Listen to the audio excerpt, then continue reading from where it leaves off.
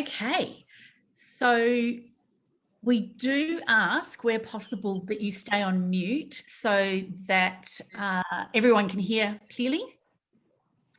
Sorry, I am actually also going to jump in on my laptop.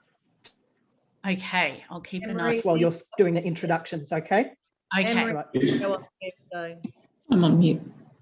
So you can't cast it to. Okay, so we've got some who I've just got to work out who's not on mute and who is on mute so that we can keep it going. But yeah, so if you can make sure that you're on mute so that the people presenting can do that without being interrupted, that would be fantastic. And we'll just let a few more in. The joys of a waiting room. The reason we don't let you all in straight away is because we don't want to give away all those behind the scenes secrets, you know, where we're like, is this camera working? So we're trying to pretend that we are all experts and know what we're doing. Of course, we're not. We're just people who love to cook with our Thermomixes. So I will get started as I'm letting people in at the same time and say welcome.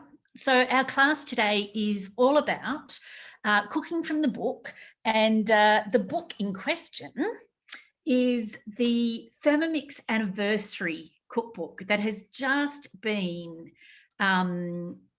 released, and it's to celebrate the fact that we've had Thermomix in Australia for 20 years, which some of us are saying, has it been that long? And others are saying it seems like it's a blink of the eye.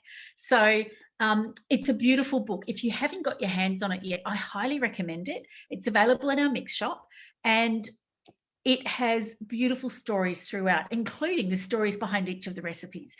So for those of you who don't know, Grace Mazur is the owner of Thermomix in Australia. She first saw a Thermomix when visiting family in Poland, and the teenage daughters of the household appeared with a particular Polish dessert, which is like a cheesecake with drops on top of it. And she was blown away that these teenagers had made this very complicated dessert, and said to her friend, how did they do that? And she said, oh, with the Thermomix. And she said, the what? She then learned about the Thermomix, and she then worked very, very, very hard to be allowed to bring it into Australia and distribute it. And that was the beginning of the story. So she was very much working from her garage in Western Australia. She was formerly working in the mining industry, and very passionate and very focused, and she built the business from there. So that's the story behind the book. What we're going to do tonight is go through and just cook 5 of the dishes from the book to inspire you and tantalise your taste buds a bit. For those of you who have Cookie Do, you'll see that there is a collection on Cookie Do of some of the recipes from the book. The whole book is not on Cookie Do yet. We're really encouraging you to buy it and get all that beautiful, rich background information and the stories and the photos and the tips and tricks that go with the recipes. There are a few that are on Cookie Do for you to start, to whet your appetite. And that's a little bit of what we're going to do tonight. So I should introduce myself more formally. I'm the Business Development Manager for the branch known as Vivid, and that's a branch of Thermomix Consultants, and we cover from Barowra across to Avalon, all the way down through the city, all the way down to Botany Bay. So a fair chunk of Sydney, not all of Sydney. And we work really closely with the other branches in Sydney as well. So some of you might have consultants who aren't in our branch, but that's okay. We'll let them know that you're here so that they can support you with any questions you have afterwards. And the presenters tonight are all from my fabulous branch, and I'm very, very proud of all of them. So we're going to kick off. And the other thing I'm just going to let... Polish recipe in the book? Sorry, John. Yes, the Polish recipe is in the book, and I will find it and share it with you properly in one of our breaks. Oh, yes, I'm very interested in it. I thought Sorry for interrupting. No. I picked that up in your voice, and I'm like, yes. I actually was looking at it today going, I think I need to make this. So I will definitely share it with you as we go through. Good question. And the answer to the question in the chat, the whole book will be released onto Cookie Do in November, but we really there's just so much richness in the book. We're encouraging you to buy the book and get the full story instead of just the recipes. Okay, our first presenter tonight is the delightful, she's going to roll her eyes at me, but Linda Petroni, who is one of our team leaders. And Linda is in Clontarf, and I'm going to spotlight her, and she is making one of our absolute all-time favourites, the pasta e fagioli. So over to you, Linda. Pronounced nearly perfectly there, Teresa.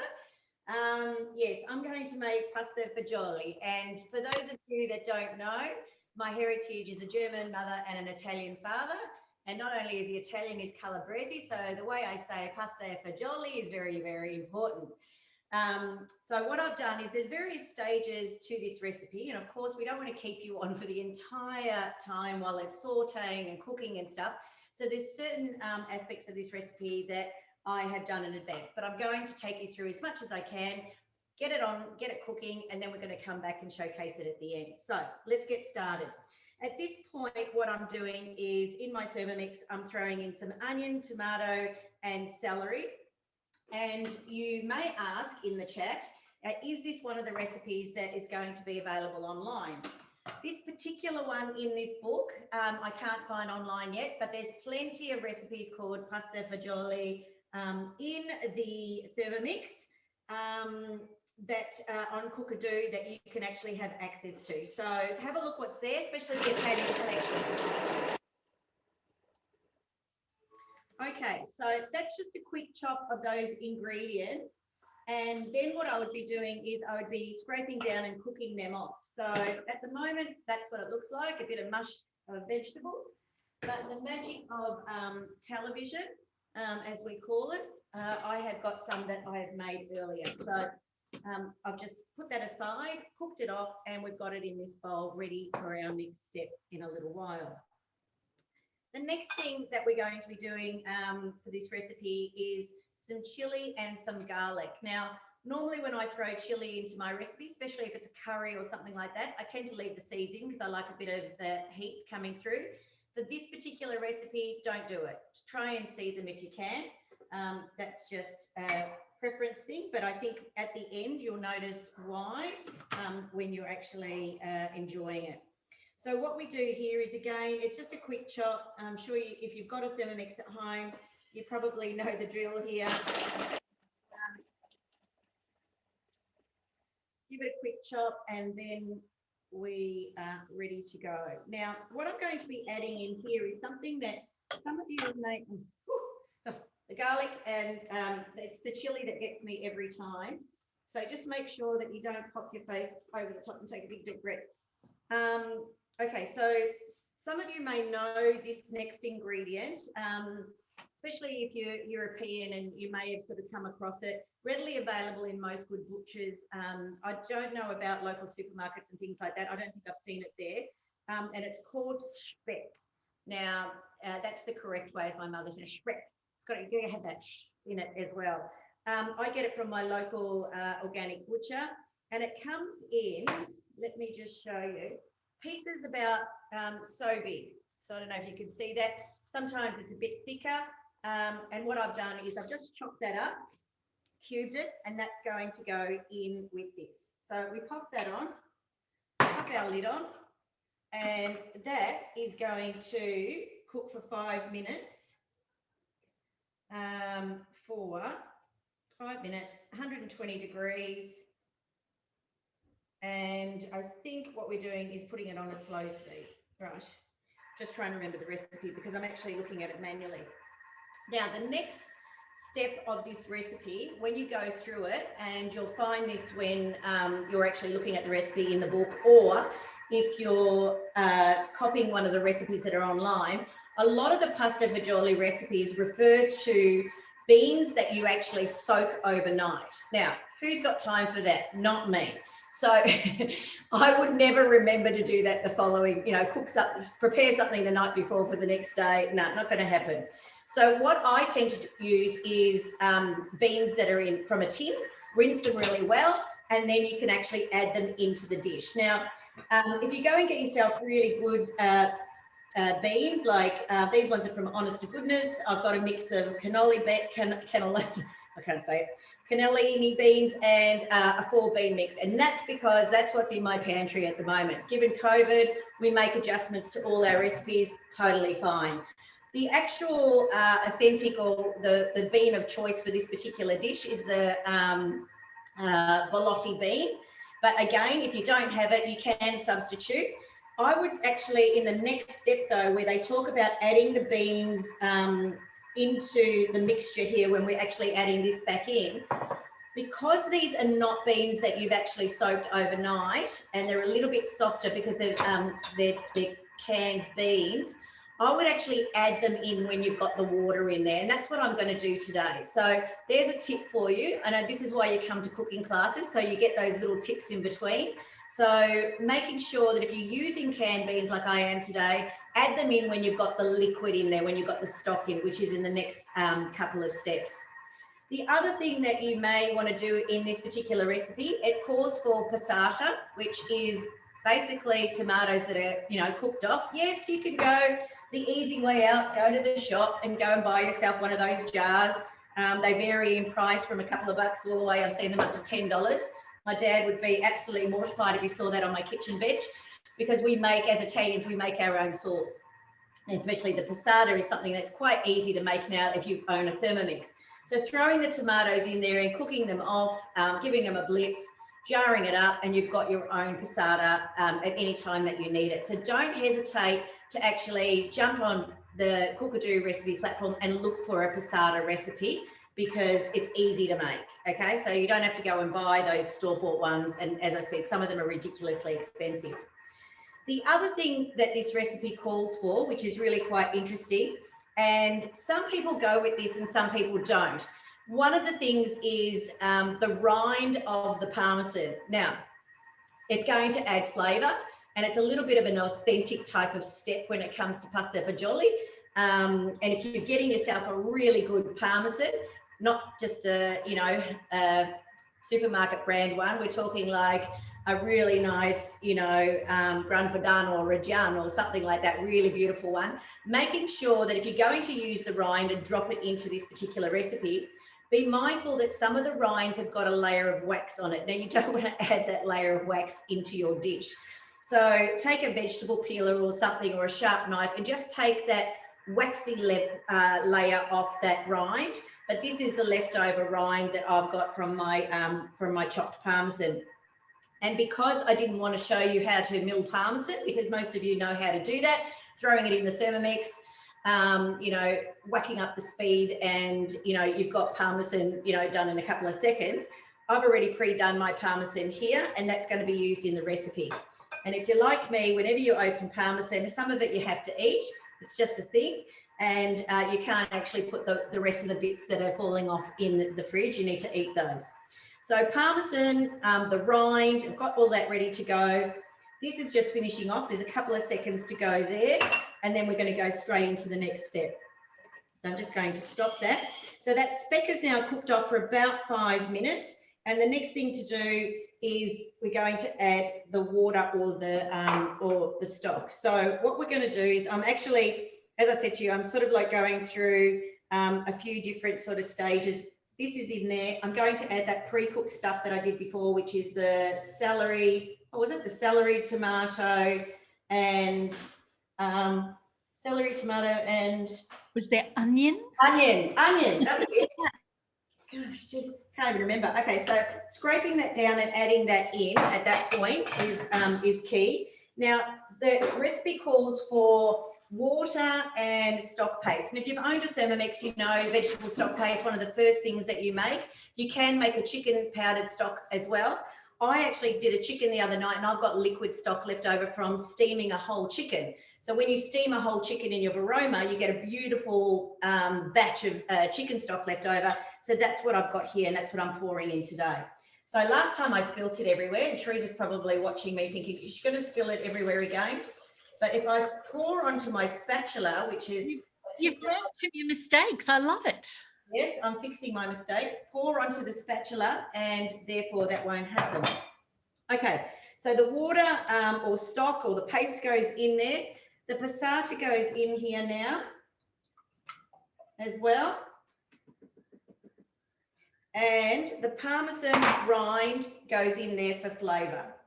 Okay, now, so what we're going to do is we're going to cook all of this up.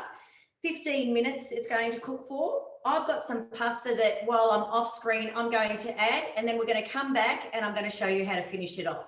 So that's getting your beautiful pasta fagioli started, and I'll see you at the end. Thank you very much. I need to, it's all about sharing the stories. I have to tell you that my mum bought her TM31 because at the demo, back in those days, there was a demo, not an experience. You didn't touch the Thermomix, but there were 6 dishes cooked. And the dish that was cooked for her was the pasta fagioli. And it's still a dish that she loves to make now. So it's well and truly a family favourite of ours. Next up, we have the delightful Anita, who is going to show you the pull-apart pizza sun, which I haven't made yet, but I am definitely adding it to my list. So over to you, Anita. Thank you very much, Teresa. Hi, I'm Anita, and nice to be here and cook for you all.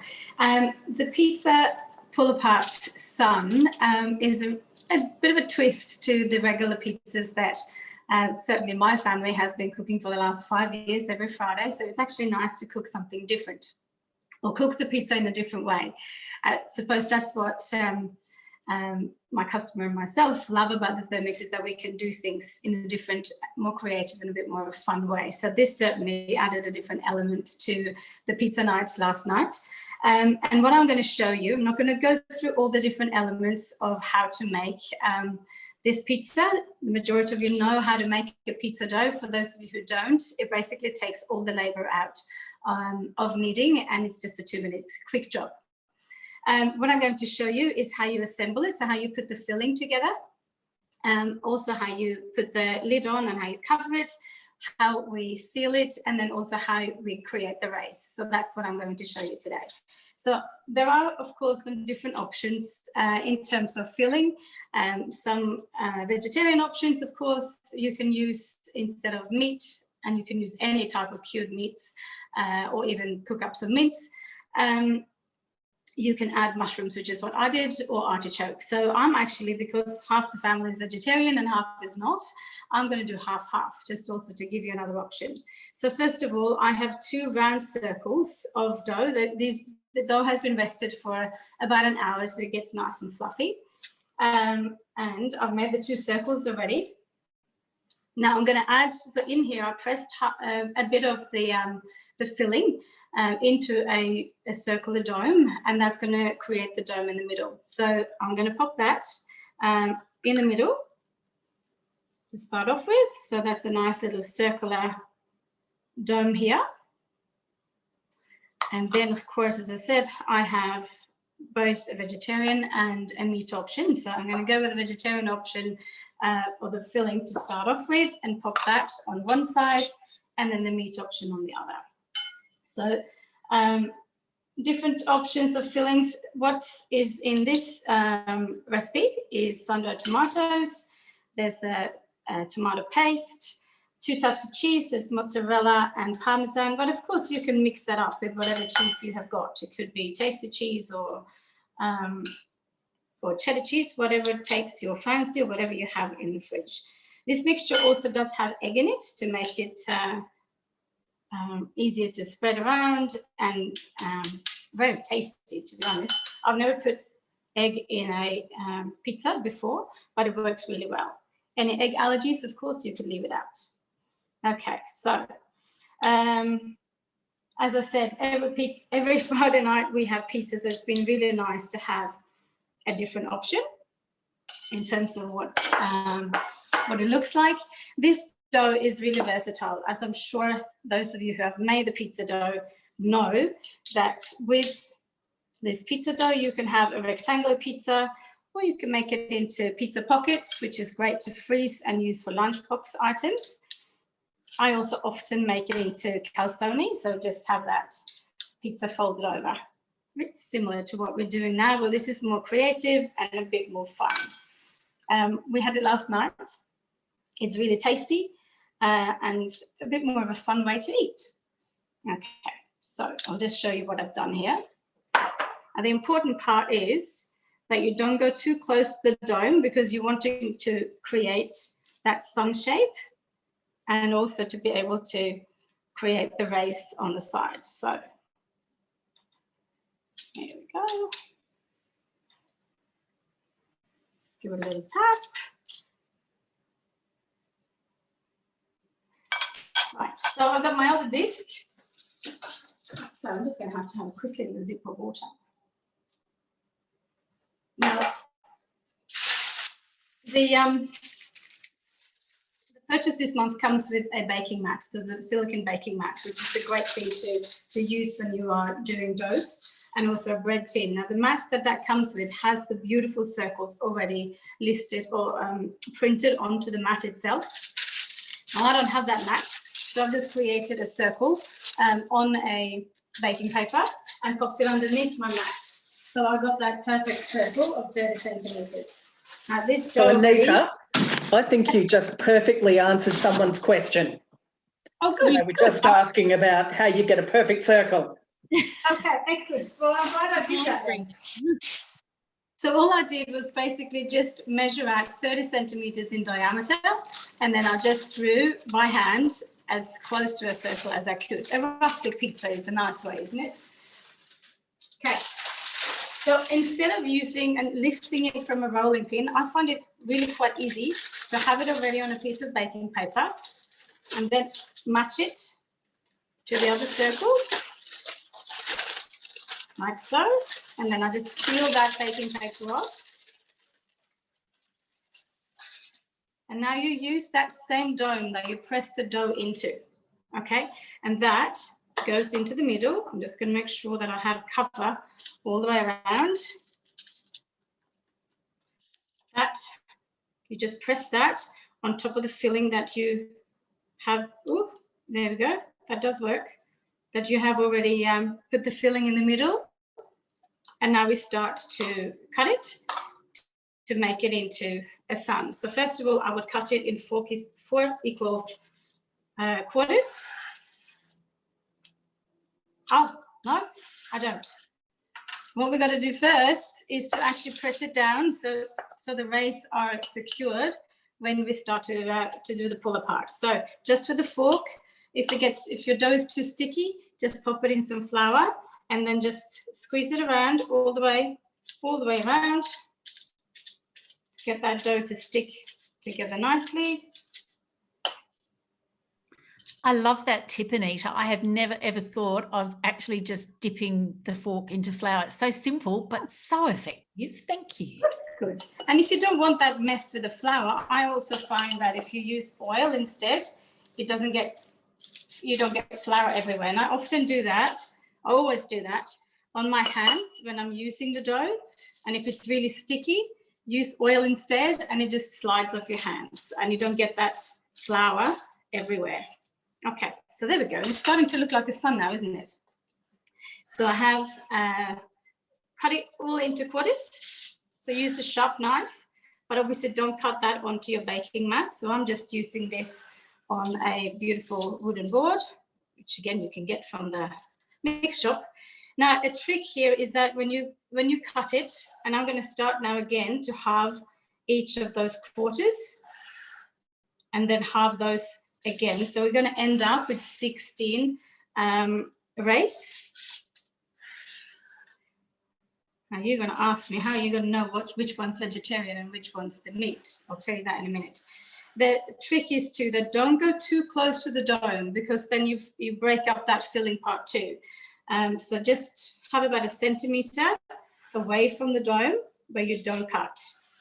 And then I'll show you in a minute how you just twist the rays about 90 degrees so that the filling itself comes up or is facing towards you or up. I don't describe that very well. And here we go. So just pull the end bit and just twist it like so. So I am now back to where I started. I know that because there is a nice opening underneath the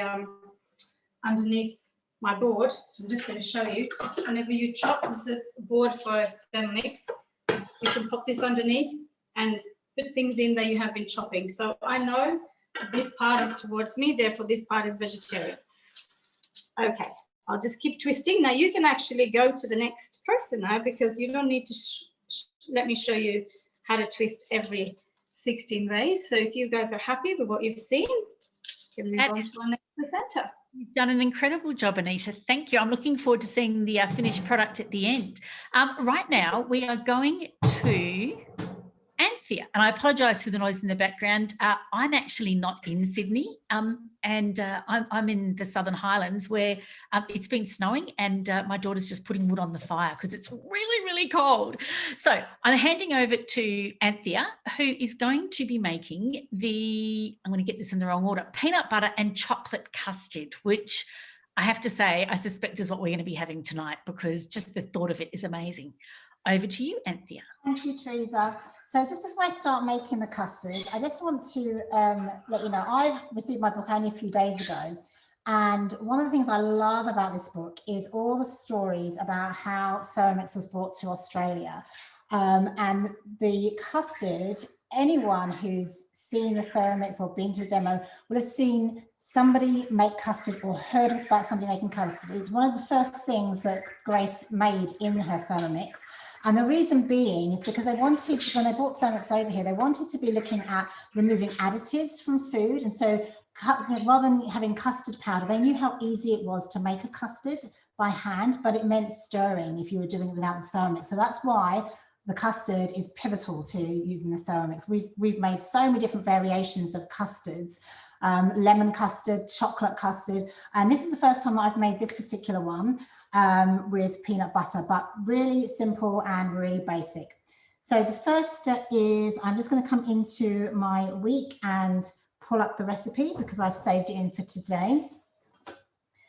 It is as simple as putting all the ingredients in and let the Thermomix do the rest for you. So I've already put some chocolate aside because I'm going to make part of it into a chocolate flavour. I'm going to add sugar. So just raw sugar going in here. And then next, and we've got, you can adjust the sugar. That's one of the beauties. If you want it less sweet, you can just put less in. I've got corn flour. Now this is gluten-free. One of the things that you need to do is just check that on your corn flour that it does say gluten-free if you do have any issues with gluten in your family, but this recipe is gluten-free. So that's the corn flour going in. And then we've got 500 grams of milk, which I'm just going to pour all the way in. And then a little bit of vanilla essence, 2 eggs, and pop the lid on. Pressing next, it's already set up for me to use a thicken mode, so I don't have to do anything else apart from activate and get that moving. Now, we can go on to the next person because I've just got one little step before it all finishes. So if you come back to me in about 8 minutes, I'll show you the finished product and how we're going to piece it all together. Absolutely. So the next presenter on our list is Kathy Ferguson, and Kathy is going to be showcasing what in the recipe book is actually called the To Die For mini pavs. So take it away, Kathy. Thank you. Okay, welcome everybody. And I'm not going to be showing you much in the Thermomix today, but I've got it all ready ahead of time. So pavlovas are one of the things that was one of the first recipes converted in the Thermomix. So you'll see throughout cookie dough and recipe books of Thermomix, there's recipe stacks, there's roulades, and many others. So this is just another one that one of our recipe developers has put together. And I have to say, it's not sickly sweet. So it's got lemon, lime curd. So it's quite citrusy, but it's just subtle. So what I've done is make everything ahead. I've done the meringues last night, but what you need to do first with any pavlova is you need to do a vinegar wash with your bowl. So it's really important you've got your butterfly, your lid, all nice and free from grease. So it's about 500 mils to a litre of water with about 2 or 3 tablespoons of white vinegar. White vinegar is something that's always in my cupboard. So if it's getting low, there's another one that goes on the shop list. So it's very handy for lots of things with your Thermomix. So I've done that. So I have got my baking paper ready. So what I've done is I've drawn on here, I've used just a dish, and I've put this on here. I've done 6 circles. So the recipe calls for 12. So I've done this ahead of time.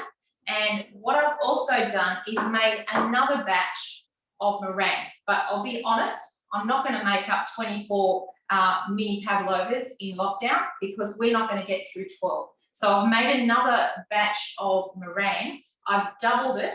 So I'm going to make ice cream out of this later. But I'm going to show you just quickly how nice and thick it gets. I've had this sitting here for probably half an hour now. So it's starting to get a bit, it looks a bit foamy, but it's absolutely lovely. And you can see this is how thick. A lot of people don't believe that a Thermomix can make meringue as well as it does. It's amazing. So look at it. It's got that hold. So I love it. So what I'm going to do is I'm going to show you just how to put it onto your tray. And it may be a little hard for me to shape now because it's been sitting here for a little while, but just put it on your tray. And the best way to shape it is with, get yourself a glass of water, a couple of spoons, and use the backs of them. So just shape it around. Yeah, it's a little bit harder, as I said, but basically you can put a couple of spoonfuls and onto your tray, and all you do is spread the centre. Now you can smooth that out. It would have been easy to work with earlier, but this gives you a good idea. So you'll end up with 6 on one tray and 6 on the other. So in the oven for 50 minutes on 110. Then once that's done, if you're happy with the crisp, put in a wooden spoon to keep your oven door ajar, and then leave it overnight. So that's that part. And then our next part is we make a lime and passion fruit curd. The lemon curd in the Thermomix is wonderful. So I've got it here, but with this one, I've actually got a kaffir lime leaf in with the sugar. So it's sort of got little specks of that throughout. And that's cooked there. That takes about 7-8 minutes for TM5 to TM31. And it's on thickened mode in our TM6. So I've got the curd. Then I've got the cream, the lime cream. So this cream has been sitting here. It's lovely and firm, but it's very important when you're doing your creams. This here, I had 200 grams of thickened cream, 100 grams of creme fraiche, so that gives us a little bit, takes the sweetness away. I had a tablespoon of the icing sugar with the kaffir lime that I took from the curd, went in here, and that's all this took was 37 minutes. So you've got to keep your eye on it. You don't want it to over process. So then the next thing we put into it is, on top of that one, is your fruit salsa. Now, this recipe calls for pineapple and mangoes. Not good at this time of the year, so I've opted for something else, which you can do in lots of our Thermomix recipes. So I've got some strawberries and the passion fruit seeds, which were meant to be in it anyway. So that's those. And then the other part it calls for is toasted coconut flakes. Now I had shredded coconut, so I've just used that. Just use what's in your cupboard. Don't go out and buy anything special. So what I've done is I have one here on a plate, and so that it won't slip around, what I've done is put some curd underneath. I put the meringue on top. So the next thing we do, I'm going to show you how to plate it up. It's very easy. So you pop on your cream, spread it around, put as much as you like on. It'd be absolutely wonderful for a dinner party because you could do parts, your meringues the night before, and on the day you can do your curd and stick that in the fridge until you need it. So I'm just going to pop a little bit of that on there. You can put as much or as little as you like. And then we're going to put a spoonful of our fruit. And then I'll move that away. And then we can decorate with mint leaves, anything you like. And you keep some strawberries. Not that you're going to see much there with that, but they all make it look so good. And then just, you can top it off with a little bit of coconut. So there you go. How easy is that? Can you see that all there? That looks amazing, Kathy. And I think we've got a Louise Rubik threatening to come your way. She says that she thinks you're within the 10K zone, and this might be essential. So stand by. So there's plenty to go around. Come on by. So yeah, that's how easy that is. So, you know, put whatever fruit you like. You can do whatever cream. You can change the recipe around. They're very forgiving. So yeah. Kathy, can I just ask, did the recipe call for the kaffir lime leaf, or was that your twist on it? Yes, it did. Yeah, kaffir lime leaf. Yeah, it called for everything. All the things that I would call tart ingredients were in this, so it's not sickly sweet. Like the cream, it's got the tiniest bit of sugar in it. It's got a tablespoon creme fraiche and cream, so it's really not sweet at all. So I haven't dug into one yet, but I'm sure it'll be just right. The sweetness will come from your meringue. Yeah, perfect. Oh, you've got me salivating, I tell you. All right, before anyone has to, view that horrible thought, we're going to go back to Anthea with her custard. So let me just... I've still got 2 minutes left on the cooking for the custard, but that gives me time to talk to you about the elements I've already made. So, peanut brittle. This recipe is on Cookie Dough. I do have a tip with this. I've made it twice before, and it tends to overcook, so it kind of slightly burns the caramel. So this is one recipe that uses the high heat, so this is only for TM6 users. But what I did was I just reduced the cooking time by 2 minutes, and it makes it perfect. And I'm just going to show you now how it breaks off into a nice crunch. I don't know if you could hear that as I broke it off. So that is going to be sitting on top of my dessert. And the other thing that I pre-made is the peanut butter that's actually going to be going into the next part of the custard. I didn't have any peanut butter in the house, so I very quickly made some up. I didn't have enough peanuts, so I added some macadamia nuts in with it, which have a really nice oil that releases as you make them in the Thermomix. So again, another thing that's a cupboard staple that's really easy to make at home. 1 more minute to fill. I might just see if it's thickened enough, and I might just move it on. Yeah, we're good. I'm going to go on to the next step. So, okay. So what we do now is this custard is going to go over some chocolate. It calls for dark chocolate. My kids don't eat dark chocolate, and I've just got chocolate chips at home, so I'm just going to pour them over that. So just 1/3 of the custard is going over the chocolate, so just so you can see. And that is just to melt in with the chocolate. Then what I'm going to do is I'm just going to add my peanut butter into the rest of that custard and pop it back on for 10 seconds just to blend through. So we're just going to pop that on.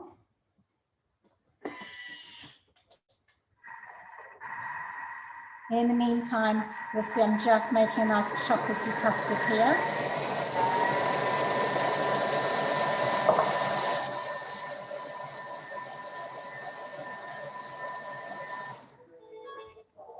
And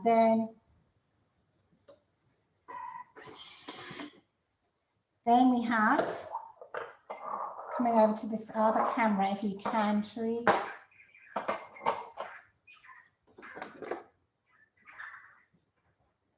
Okay, so I've put some chocolate chips in the bottom.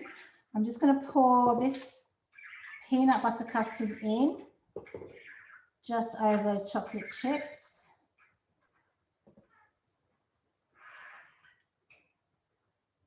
Then I'm going to swirl in some of this chocolate custard. So I'm just placing a blob on each of these.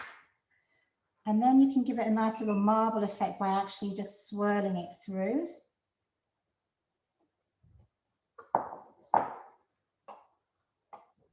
And then topping it off with some of this peanut brittle. Couple of extra peanuts. And there we have, I'll just do one more since that crunch. And there we have our chocolate custard. I'll show you on this one. Chocolate custard dessert with a peanut brittle on top. Well, you've inspired a whole bunch of us, including myself, that we all know what we're having for dessert tonight. Some are thinking maybe this for the main and the pavlova for the dessert. So either way, everyone's very happy. Thank you, Anthea. You're very welcome. Okay, so next up, because we really are moving all around all sorts of different food, we have Rochelle. And Rochelle, who as soon as I find her on my screen, because she was there and now she's gone, you know what? I'm going to remove the spotlight. I'm going to say, Rochelle, can you talk so I can find you? Yes, hello. Can you Yay! And Anne-Marie spotlighted you. She's better than I am. Go for it. Yeah. Hello, how are we? Nice to see everyone. And a little shout out to my mum, who I think is on. So exciting. I just wanted to quickly, so I'm making the lamb ragu, but I wanted to point out one recipe that I'm very keen to try from this book, and it's the kvass fermented beetroot.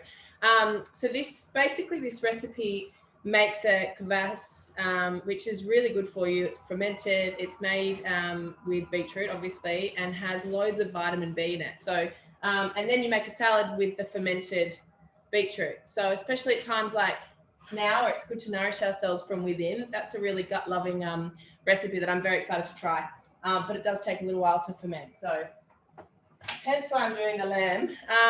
So I will start with the, so it's the official name, and this is on Cookie Do because it uses the high heat function. So you can search this one, is Mark Southern's lamb ragu with watercress and mint pesto. And a little fun fact, which I didn't know about watercress, but apparently when you rate vegetables, it's one of the highest rated vegetables in terms of health for you. It's rated like 99 out of 100. So yesterday when I was at the farmers markets, the lovely farmer there, when I was asking if they had any, sort of gave me a little lowdown on it and told me that. So that's another nice little ingredient that we can all get into ourselves at the moment. So I'm going to make the pesto for you guys, and then I'll show you. I've made the lamb ragu earlier, and I'll show you the recording of that and the finished product, and it smells insane. So with the pesto, so it's asking me to place a jug onto the mixing bowl lid and then weigh in my olive oil. I'm not going to do that. I'm just going to pour it straight in because it's just what I'm going to do.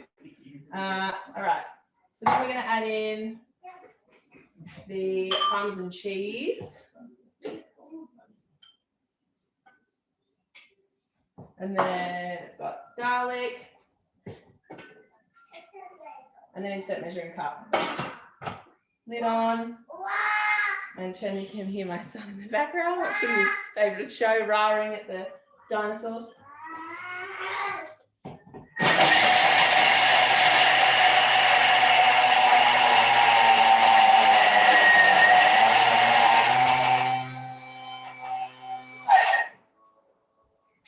I love the fact that it's real life cooking, Rochelle. Oh, yeah, my 3-month-old's just woken up from a 4-hour nap. So of course that happens right now. You're doing well. Okay, so now we're going to add in, I'm sure everyone knows what that does, but that's your garlic and your Parmesan in there. And then I'm going to squeeze in. So these are some nice lemons that we've got from our tree that took about 2 years to grow. Got about 4 lemons out of them, but makes it all the better. Okay, so one thing I love about, I'm just chucking in cashews now. One thing I love about pesto is that you can really adapt it and change it depending on what ingredients you've got and what you like. So adding in watercress.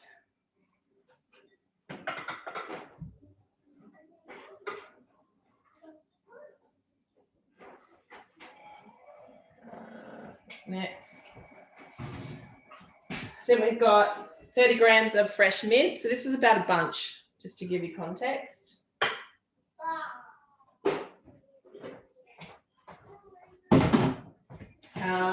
Some salt. And then some pepper. And then I'm going to mix this in for 4 seconds.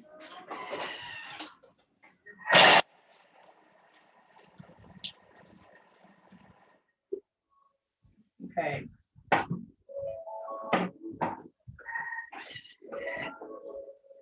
So that looks pretty good in there. I'm just going to give it a little scrape down the sides.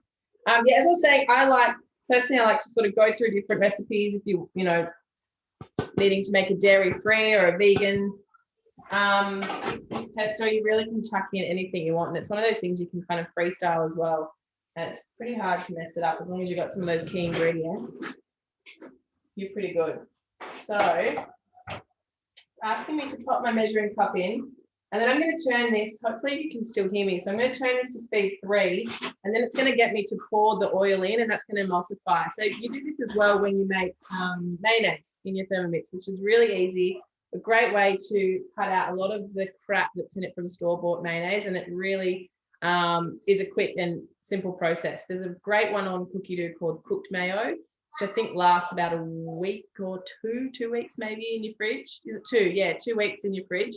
And that's really, really yummy. So there are some great brands out there, and there's one that I saw my girlfriend pays $12.50 for the small tub like this. It's called Good Fat Mayo.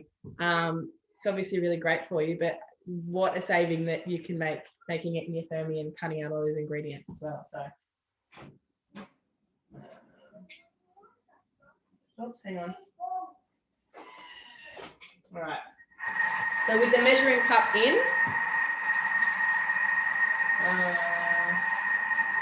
oh, this is right. Okay.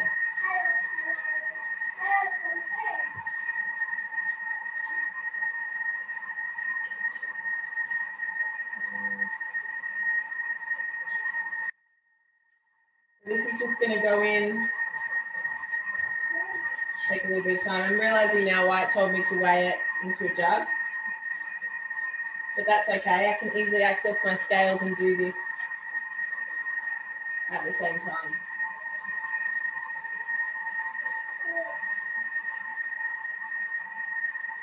So that's just trickling in and mixing in nicely.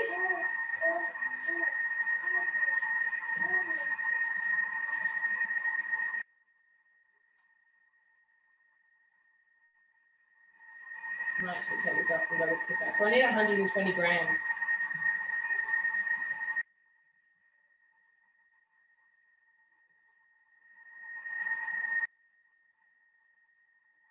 So the great thing is I can get that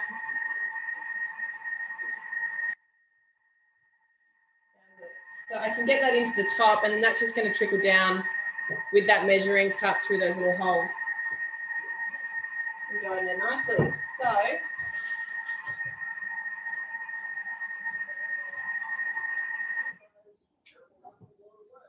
and that's it. So and there's my pesto in there, if you can see that. A bit hard to see, nice and creamy. So now we're going to plate it up. Oh, actually, no, sorry. Let me show you the beef, the lamb. What am I making? Who am I? Where am I? What's going on? Okay. So I'll talk over this and I'll speed things up a bit. So I did this obviously earlier.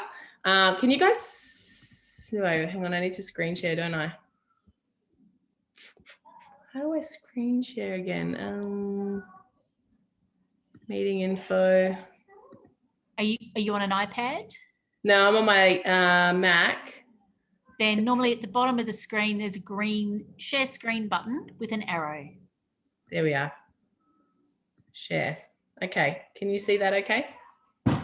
Yes. Yes. Okay. Wonderful. So move this out of the way. So a little tip as well, if you didn't know, you can go back to the recipe and you can see here I'm skipping ahead. So instead of going through hitting next, you can actually scroll down within that preparation and hit that button and let it take you to where you want to go. So let's speed this up. So we're adding in some olive oil and then garlic cloves. And then we're chucking in our red onion. Speed that up a little bit more.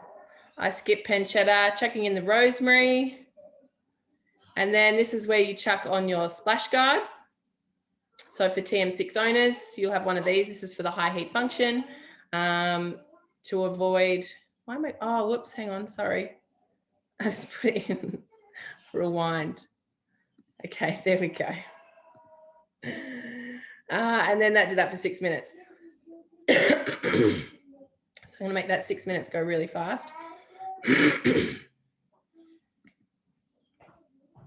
And now we're ready.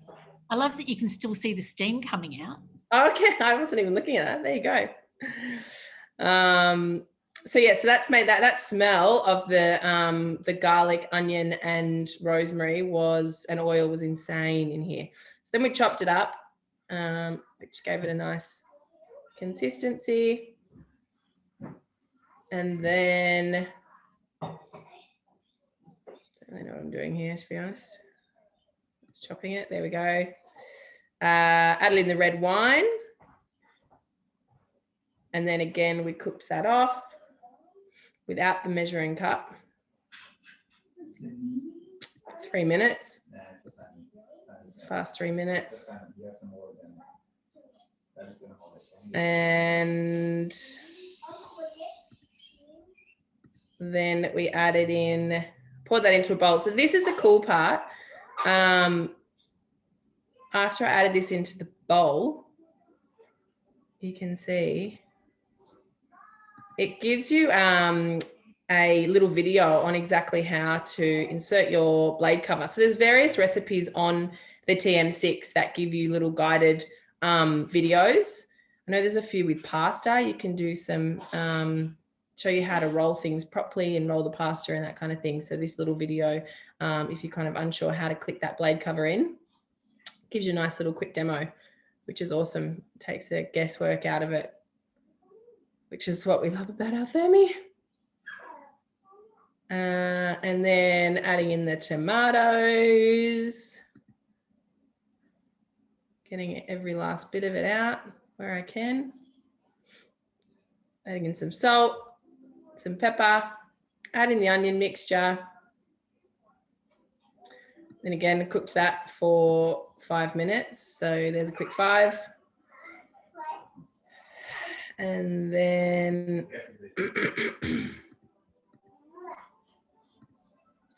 we added in the lamb.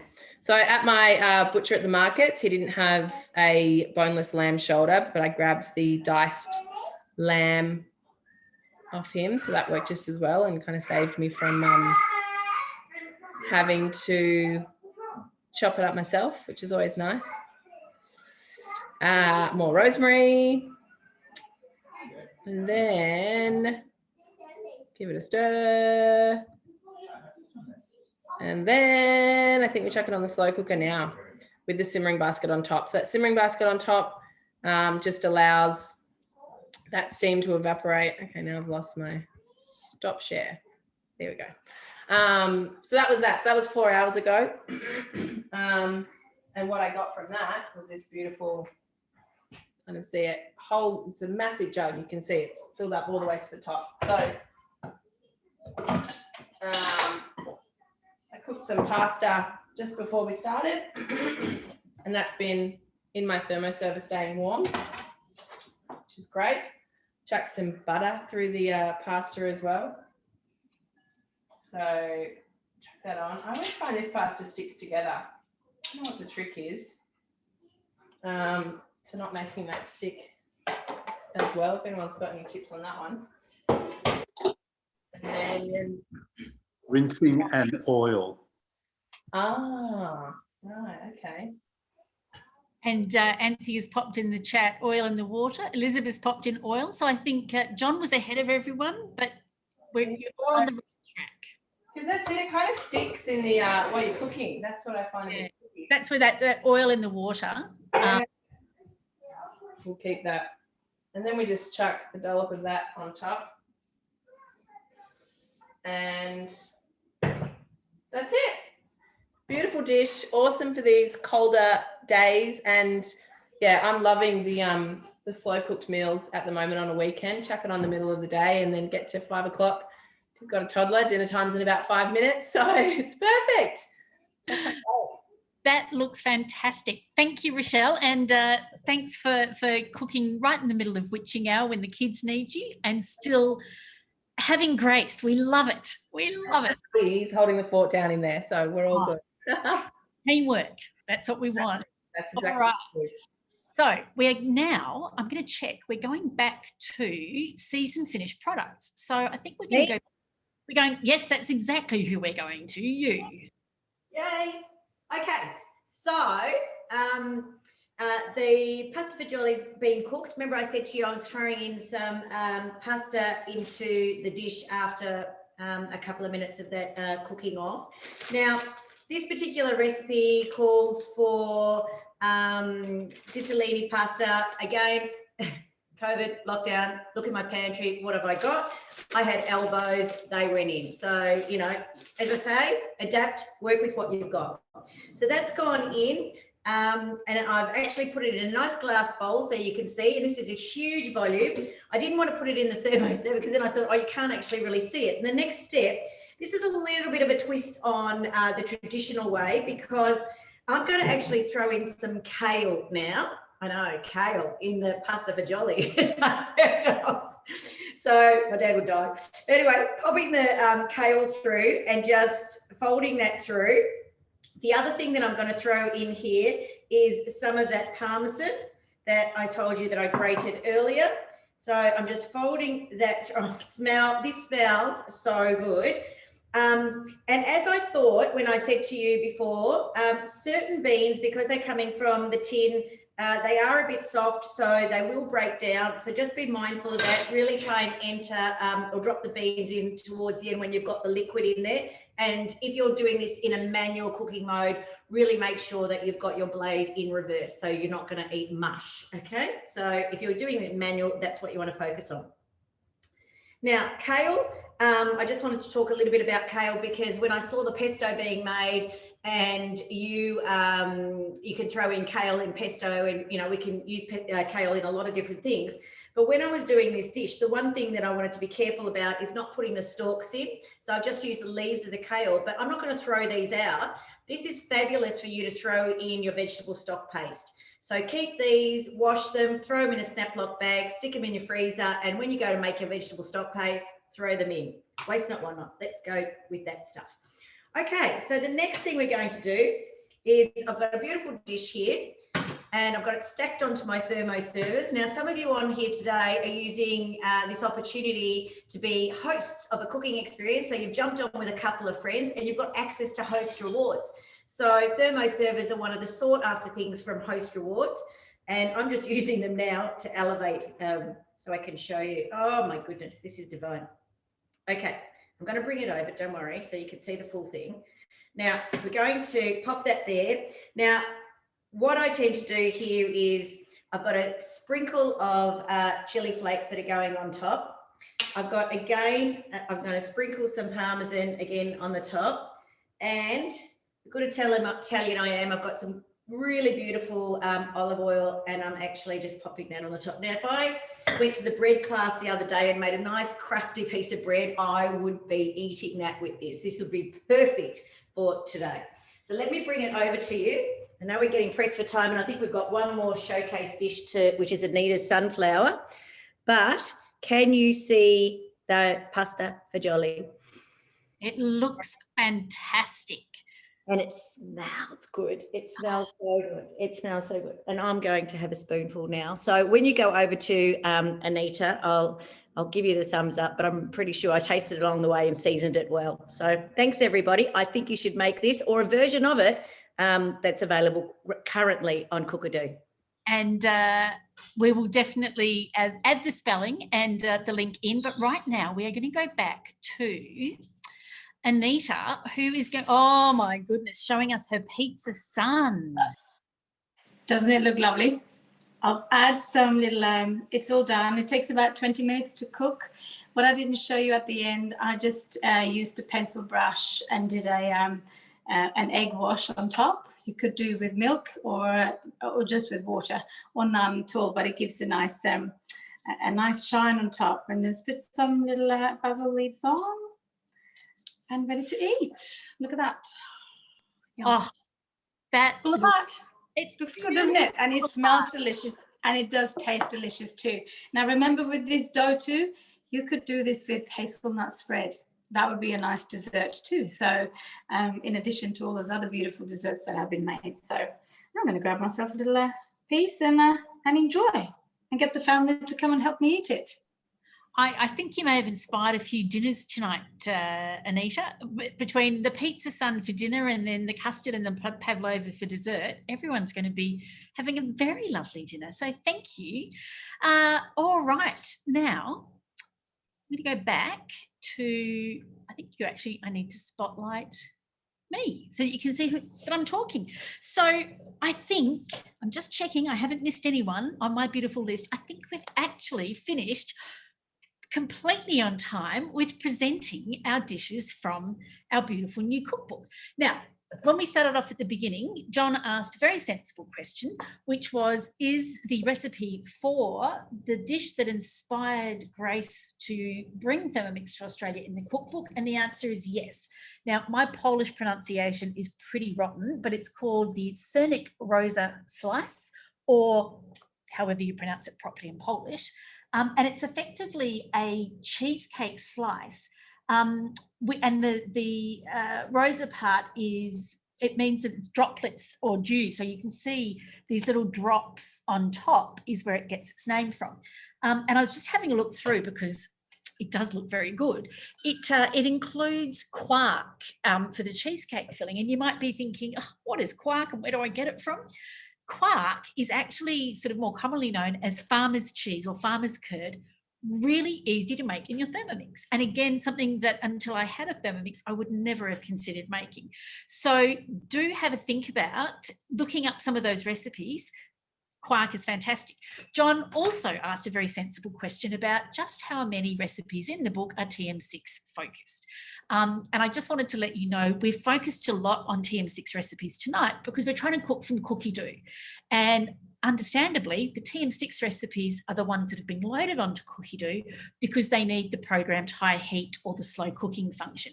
But a lot of the recipes, the majority of the recipes are actually suitable for the TM31 and the TM5 as well, because they're really going back to the roots of where Thermomix started from. So don't be put off into thinking, oh, I don't have a TM6.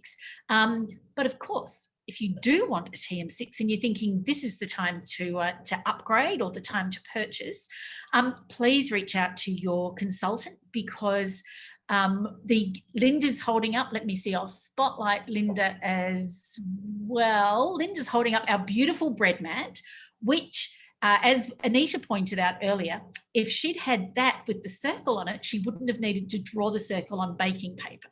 And if any of you joined us for our bread making class on Wednesday night, you would have seen I used that circle on the bread mat to make the hazelnut brioche roughly in the right shape of a circle. So it's a great bread mat and it's really good for helping you to prove your dough, especially in this cooler weather. The other part of our promotion, if you buy a TM6 this month, is you actually get one of our gorgeous bread tins. Mine is on the other side of the kitchen, so I'm not going to jump up and go and get it for you, but it's a beautiful steel tin with a sliding lid so you can make a perfectly square loaf, and it's lined with silicone, so it means that everything just pops out really easily. We don't. I can see Yanni's asking the question that we get asked so often: is there an upgrade promotion? And the answer is not at the moment. We've only ever done one upgrade promotion, and that was one that Vorwerk in Germany instigated. So we sort of have to work with what they want us to do, and at the moment there isn't an upgrade. However, we do have another way for you to get a Thermomix on your bench without spending too much money, and that is to join our team, to become a consultant. And you can see we all come from different walks of life. We all have different experience in cooking. We're all in different parts of Sydney, or not in Sydney if you're me. And the beautiful thing about being a consultant is you absolutely learn far more about your Thermomix than you do when you're just an owner. And I say that because I had a Thermomix for 7 years before I became a consultant. And I reckon I learned more in the first 6 months of being a consultant than I had in the previous 7 years. And I thought I was pretty good. So definitely a good reason. And the other reason you might want to think about it is at the moment, our business kit is half price. So our business kit is only $62.50. And what do you get in the business kit? I'm not going to go through the whole opening of the box in great detail because, you know, there's only so much time in the day, but you do get one of our amazing thermo servers. You also get the bread mat that we've just been talking about. You also get the travel bag, which is worth $120 on its own for carrying a Thermomix around. And the cheapest, but my favourite part is you get one of our beautiful chambray aprons like the girls have been wearing tonight. Now, all of that's actually worth $360. And at the moment, if you become a consultant, $62.50. So if it's something that you're interested in, particularly during lockdown where, you know, employment options are a little bit limited, this is absolutely a flexible job that you can do from home, even during lockdown. Reach out to your consultant. If you don't have a consultant, when I send you the email with all the links after this, if you respond to me, I can put you in touch with the team leader closest to you to have a chat about it. But in the meantime, I want to say a very big thank you. I'm going to unspotlight all of us. I want to say a very big thank you to our gorgeous presenters who've done such a wonderful job tonight. So Linda, Rochelle, Kathy, Anita, and I've got one more. Where are we? Anthea. There you go. When alphabetically, you're right at the front. And a big thank you to Anne-Marie, who has been rocking the chat, adding all those links, all the rest of it. She is absolutely our favourite chat moderator at the moment. So we're very happy to have her support. And thank you all. Thanks for joining us. Thanks for participating. We're going to keep running these classes because during lockdown, we absolutely want to support each other, provide a bit of community, bit of inspiration, and a bit of entertainment. So all of that. So in the email I send out, it will have a link to the classes that we have coming up. And we haven't actually scheduled next week's, but I can tell you there'll be one on Wednesday and one on Saturday. So we'll send you the link that you can check to see when they're coming up, because that's where we add them. All right, enough from me. I'm going to stop the recording and